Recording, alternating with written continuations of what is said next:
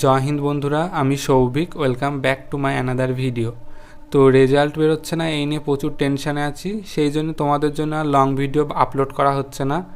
তো আজকের ভিডিও আমাদের রেজাল্ট কবে দেবে সেই নিয়ে একটু আলোচনা করব, সাথে স্লট বুকিং কি এটাও বলবো, আর সিলেকশন পেতে গেলে মিনিমাম কতটা ইম্পর্টেন্ট সেটা নিয়ে বিস্তারিত আলোচনা করব।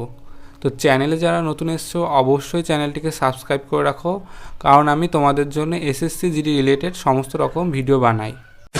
তো প্রথমে আসি রেজাল্ট নিয়ে। আমাদের রেজাল্ট কবে দেবে? দেখো, তুমি যেমন একটা ক্যান্ডিডেট, আমিও কিন্তু একটা ক্যান্ডিডেট। সে যতই নাম্বার বেশি পাক আর কম পাক, রেজাল্ট নিয়ে কিন্তু একটা টেনশান থাকেই। এবার কবে আসছে রেজাল্ট এটা কিন্তু কেউ বলতে পারছে না ঠিক মতো।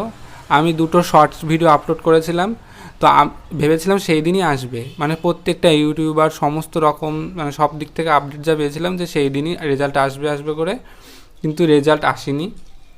এবার কি হচ্ছে ইন্টারনালি এসএসসি কী করছে সেটা তো আমি জানি না। আর আমার নিজস্ব ওপিনিয়ন হচ্ছে, মনে হয় ওরা ডোজ দিয়ারে ওগুলো ভেরিফিকেশান করছে, আর অনেকের মেডিকেল এখনও চলছে। তো আমার মনে হয় যাদের মেডিকেল চলছে তাদের উইথ হেল্ড বলে একটা কোর্ট কেসের দিয়ে রেজাল্ট পাবলিশ করে দেয়। আগের বছর এরকম কতগুলো ক্যান্ডিডেটদের দেখবা যে কোর্ট কেসে উইথ হেল্ড বলে লিখে ওরা রেজাল্ট পাবলিশ করেছিল, যে ওদের জন্য আলাদা সিট রিজার্ভ থাকবে। আর 24 তারিখে কিন্তু রোজগার মেলা আছে, তো রোজগার মেলার ডেটও কিন্তু আর পিছায়নি। তার মানে এই সপ্তাহের মধ্যে কিন্তু রেজাল্ট আসার প্রবল সম্ভাবনা রয়েছে। এবার আজকে আমি এই ভিডিওটা আপলোড করছি, তখনও চলে আসতে পারে, আবার দুদিন পরেও আসতে পারে। তুমিও যেমন একটা ক্যান্ডিডেট, আমিও সেরকম একটা ক্যান্ডিডেট। কেউ শিওরভাবে বলতে পারছে না যে রেজাল্ট কবে আসবে, এটা এসএসসিই জানে। আর তোমরা তো জানোই এসএসসি জিডি মানে ধৈর্যের পরীক্ষা। সে জবে থেকে পরীক্ষা হয়েছে, কবে ফিজিক্যালের রেজাল্ট দেবে তারও অপেক্ষা, তারপরে আবার তোমার মেডিকেলের রেজাল্ট দেবে তারও অপেক্ষা। মানে এসএসসি জিডি মানে কিন্তু একটা অপেক্ষায় চলে আসছে, মানে অনেক মাস হয়ে গেল। সেই তোমার কবে ফর্ম ফিল আপ হয়েছে, প্রায় 15-16 মাস হতে গেল ফর্ম ফিল আপ হয়েছে, তা এখনও কিন্তু রেজাল্ট দিচ্ছে না। অন্যবার কিন্তু এত দেরি করে না, তাড়াতাড়ি দিয়ে দেয়। এইবার কি হচ্ছে জানি না। প্রথমে রোজগার মেলার ডেট আগে ছিল, তবে আবার পিছিয়ে 24 তারিখ করেছে। তো যেহেতু এই কদিনে আর রোজগার মেলার কোনো পিছানোর নোটিশ দেয়নি, তাহলে আশা করা যায় যে এই সপ্তাহের মধ্যে রেজাল্ট দিয়ে দেবে, আর 24 তারিখে কিন্তু রোজগার মেলা হবে। তো এই ছিল রেজাল্ট নিয়ে। তোমাদের শুধু একটা কথাই বলবো, যাদের সেফ স্কোর আছে তারা বেশি টেনশন করো না। আর যাদের মনে হচ্ছে যে না, যে এবার হতেও পারে আবার না হতেও পারে, তো তোমরা প্লিজ একটু অঙ্কটা নিয়ে অ্যাটলিস্ট চর্চা করো। আর কোনো সাবজেক্ট করো না করো, অঙ্কটা একটু প্র্যাকটিস করো, কারণ তোমরা কিন্তু সবথেকে বেশি প্রবলেমে এবার ভুগবে। কারণ আর মানে এই তো 24 তারিখে রোজগার মেলা, আর পরের ফেব্রুয়ারি 23 তারিখ থেকে এসএসসি জিডির পরীক্ষা শুরু হয়ে যাচ্ছে। তোমরা হাতে মোটামুটি 1 মাস মতো সময় পাবে, তার বেশি কিন্তু সময় পাবে না। তো তোমরা কিন্তু সবথেকে বড় সমস্যায় ভুগবে। আগের বছর যেমন আমি ফাইনাল মেরিট থেকে বাদ হয়ে গেছিলাম, তাও আমি 2 মাস মতো টাইম ছিল পড়ার, তো সেই নিয়ে আমি পড়ে তাও হয়ে গেছিলো আমার। আর এইবার যারা ফাইনাল মেরিট থেকে বাদ যাবে তাদের কিন্তু পড়া মানে পড়ার মেন্টালিটিও নেই এখন অবশ্য, কিন্তু তাও তোমাদের ধৈর্য একটু ধরে পড়তে হবেই, কারণ হতেও পারে সিলেকশন নাও হতে পারে। তো তোমরা কিন্তু সবথেকে বড় সমস্যার মধ্যে আছো, আমি বুঝতে পারছি। প্রত্যেকটা ক্যান্ডিডেটই এখন প্রচুর সমস্যার মধ্যে আছে, মানে একটা মানসিক চাপের মধ্যে রয়েছে যে রেজাল্ট কবে দেবে, কাট অফ হাই হবে না লো হবে, এটা কিন্তু বলা যাচ্ছে না। তো তোমাদেরকে একটাই কথা বলবো, বেশি টেনশন করো না, একটু অঙ্কটা নিয়ে এখন আপাতত একটুখানি চর্চার মধ্যে থাকো। এবার আসি স্লট বুকিং কি। দেখো, আগে যখন টিসিএস কোশ্চেন করতো তখন কিন্তু স্লট বুকিং ছিল না, তখন অটোমেটিক্যালি তোমাদের অ্যাডমিট কার্ড আসতো, তোমাদের এক্সাম স্ট্যাটাসটা আসতো যে কবে কোন তারিখে তোমার পরীক্ষা, এটা কিন্তু আসতো। কিন্তু যবে থেকে এডুকেটি এটা হ্যান্ডেল করছে তবে থেকে কিন্তু তোমার স্লট বুকিং তোমাকে নিজে করতে হবে। স্লট বুকিং কি? তুমি কোন ডেটে এক্সাম দিতে চাচ্ছ এবং কোন সেন্টারে এক্সাম দিতে চাচ্ছ সেটা কিন্তু তোমাকে নিজে চুজ করতে হবে। এবার যবে থেকে স্লট বুকিংয়ের ডেট কিন্তু এখনও দিইনি, যবে থেকে স্লট বুকিং শুরু হয়ে যাবে তোমাদের কিন্তু সতর্ক থাকতে হবে যে তখনই কিন্তু তোমাদের স্লট বুকিং তাড়াতাড়ি করে নিতে হবে। কারণ যদি বেশি ক্যান্ডিডেট একটা সেন্টারে স্লট বুকিং করে তাহলে কিন্তু সেই স্লটটা ফুল হয়ে যাবে, তুমি আর সেই সেন্টার পাবা না, সেই ডেটও পাবা না, তোমাকে অন্য সেন্টার চুজ করতে হবে, অন্য ডেট চেঞ্জ করতে হবে।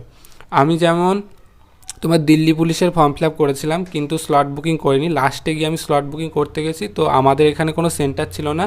লাস্টে আমাকে চেন্নাই সিলেক্ট করে স্লট বুকিং করতে হয়েছিল। তো যেহেতু অতদূর যাওয়া সম্ভব নয় আর আমার প্রিপারেশনও সেরকম নেই, সেই জন্য আমি দিল্লি পুলিশের এক্সামটা দিতে পারিনি। তো তোমরা যারা নিউ ক্যান্ডিডেট এসএসসি, মানে এখন প্রত্যেকবারই তোমাকে যে কোনো পরীক্ষা এসএসসি স্লট বুকিং করতে হবে। তো তোমরা সেই স্লট বুকিংয়ে তোমার নিজস্ব কোন ডেটে তুমি পরীক্ষা দিতে চাচ্ছ, আগে দিতে যাচ্ছ নাকি লাস্টের দিকে দিতে যাচ্ছ, সেটা বুক করতে হবে। আর তুমি কোন এক্সাম সেন্টারে দিতে যাচ্ছ সেটাও বুক করতে হবে। এবার এডুকেটিভ আসার পর কিন্তু এমনও হয়েছে যে তুমি যেই সেন্টার চুজ করেছো সেই সেন্টারে তোমাকে নাও অ্যাডমিট দিতে পারে। মানে 100 জনের মধ্যে একজনের ক্ষেত্রে এরকম হচ্ছে যে সে যেই সেন্টারে চুজ করেছিল তার সেই সেন্টার দিইনি, কিন্তু তার অন্য সেন্টার দিয়ে দিয়েছে। তো এটাও কিন্তু একটা প্রবলেমের মধ্যে রয়েছে। আর যারা নিউ ক্যান্ডিডেট তাদের একটা বলবো যে ধরো এক্সাম 23 তারিখ থেকে হচ্ছে, তো তোমরা 30 তারিখের পরের দিকে ডেটগুলো নেবে, মানে এক সপ্তাহ একটু ওয়েট করবে যাতে তুমি বুঝতে পারো, যে কোশ্চেনটা অ্যানালাইসিস করতে পারো যে তুমি কোন ডেটে, মানে কোন ডেটে কীরকম পরীক্ষার প্রশ্ন হচ্ছে তুমি জানতে পারবে। তাহলে আমি তোমাদের বলেছিলাম যে আমি কোশ্চেন অ্যানালাইসিস করে পরীক্ষা দিতে গেছিলাম, মানে আমি জানতে পেরেছিলাম যে কী ধরনের প্রশ্ন পরীক্ষায় আসছে। ওরকম সেম প্যাটার্ন কিন্তু পরের ডেটে যাদের পরীক্ষা আছে তাদের ক্ষেত্রেও আসবে। তো আমি সেইগুলো অ্যানালাইসিস করে গেছিলাম। তো এটা কিন্তু তোমরা যারা ভাবছো যে মানে একটু ভালোভাবে পরীক্ষা দেবে, তারা এক সপ্তাহ একটু ওয়েট করবে, একটু প্রশ্নটা দেখে নিয়ে দিয়ে মিডিলের দিকে বুক করবে। আর একদম লাস্টের দিকেও বুক করবে না, কারণ যত তাড়াতাড়ি পরীক্ষার ঝামেলা মেটানো যায় তত তাড়াতাড়ি ভালো। মানে একদম প্রথমও করবে না, একদম লাস্টের দিকেও করবে না, মাঝামাঝি বরাবর স্লট বুকিংটা করবে। এখনও স্লট বুকিংয়ের ডেট আসেনি, যদি আসে আমি তোমাদের অবশ্যই জানিয়ে দেবো। এবার আসি যে সিলেকশান পেতে গেলে মিনিমক কতটা জরুরি। মিনিমক দিলেই তুমি একদম টাইম ম্যানেজমেন্ট করতে পারবে। RW থেকে মিনিমক দেখবে শুরু হয়েছে, তো সেখানে টাইম ভাগ করা থাকে যে শুধু রিজনিংয়ের মক 20টা প্রশ্ন, 20 মিনিট টাইম, 20 মিনিটের মধ্যে তোমাকে রিজনিং করতে হবে। তো যত তুমি মিনিমক করবে তত তোমার হাতে ক্যালকুলেশন স্পিড বাড়বে, তোমার টাইম ম্যানেজমেন্ট বাড়বে, এবং যখন তুমি ফুল মক দেবে তখন দেখবে যে তুমি ফুল মক পুরো 80টা প্রশ্ন পুরো একবার ঘুরে দেখার পর অনেকটা টাইম বেঁচে যাবে। তো এটা কিভাবে হবে, এটা তোমাকে মিনিমক দিতে হবে। আশা করি সবার সিলেবাস এখন কমপ্লিট। তোমরা শুধু এখন প্র্যাকটিস সেট দেবে, মিনিমক দেবে আর মক টেস্ট দেবে।